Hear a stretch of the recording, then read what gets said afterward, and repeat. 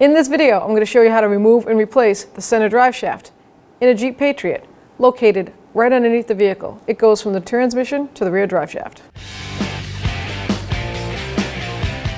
Take a crayon or a marker and you want to mark where that drive shaft sits on this differential, because even though you're replacing the drive shaft with a new one, you want to mark where that plate goes so that you're not lining up a U-joint ear from the shaft. You want to line up the actual yoke the way it's supposed to sit on that differential. Make sure your vehicle's in neutral, and you're going to spin this and a 14mm socket or wrench, and you're going to take the nuts off.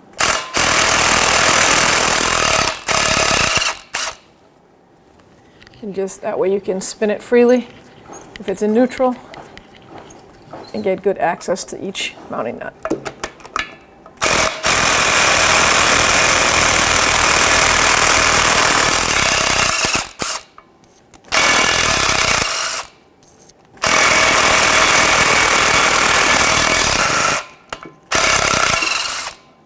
And because you have studs, you don't have to worry too much about that falling out on you, but safety first. And I'm just going to take one of the nuts and put it on a couple of turns by hand, just in case when we take that center carrier bearing, it doesn't fall out and hit you on the head. So now in the center of the vehicle, we have a shield mounted to that center carrier bearing. So there's 3 mounting bolts for that shield. Those nuts are a 13mm socket or wrench. Remove those.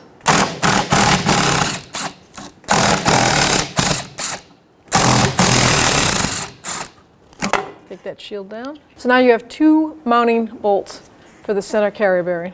And I'm going to loosen them up. I might getting a pole jack. We're going to see what kind of movement we have here with this 16mm socket. That's one.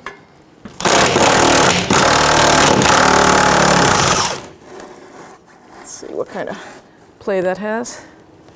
I think that's safe like that. So now support the actual drive shaft, hold it up, support it, take that safety nut that we put on off.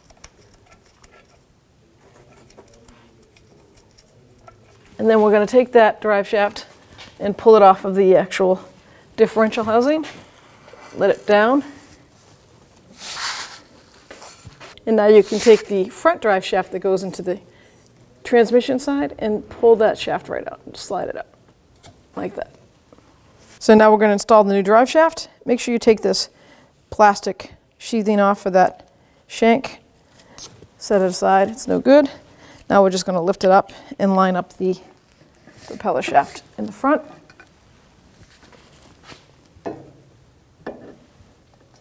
Like try to go on a straight angle so you don't hit that seal.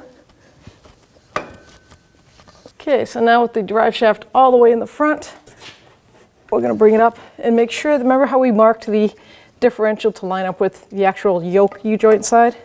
Just make sure you do that.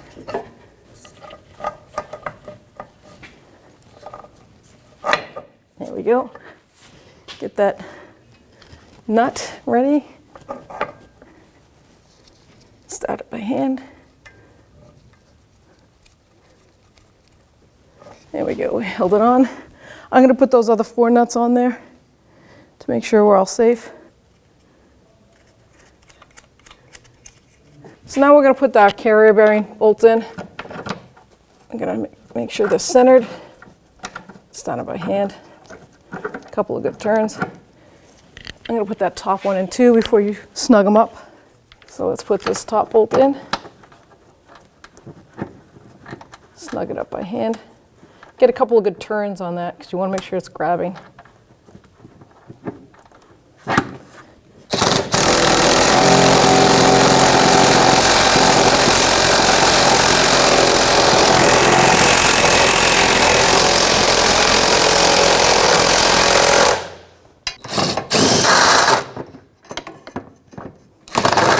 Now we can put the other 2 nuts on the back diff.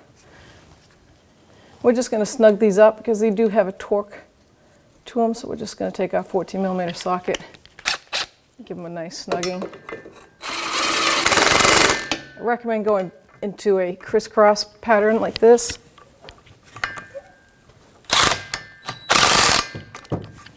You can take a pry bar or a screwdriver, just let it help you spin the drive shaft. Like that. And by going back and forth, side crisscross like that, you're making sure that this yoke is sitting flush.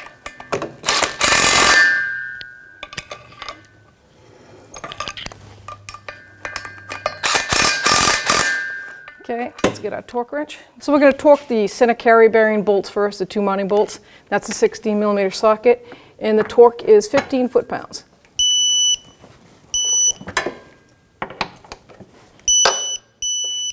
So now we can torque our 4 mounting nuts back here. You're going to need a pry bar and a torque wrench, obviously, but the pry bar is to stop the drive shaft from spinning while you're torquing it. So let's get that in there to hold. 14mm socket, and this torque is 43 foot-pounds.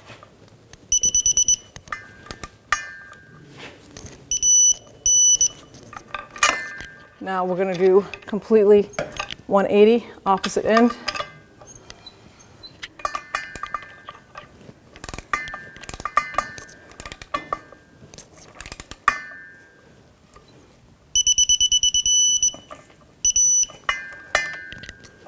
Now we'll go to this one and do the opposite side.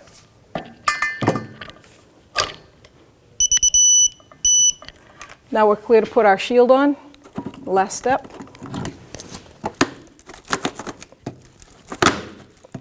There we go. Put our 3 mounting screws on. And I'll just let the bolts do the work. The new threads have some paint on them, and they're probably a little bit bigger than the actual shield holes because they're kind of rusted.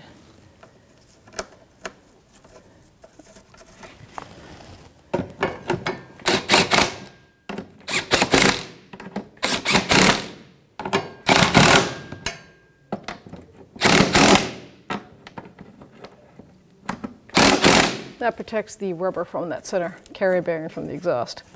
So it's good, ready to go. When only the best will do, demand TRQ. The only company that lets you view before you do. TRQ is committed to offering the highest quality aftermarket auto parts that are engineered for peace of mind.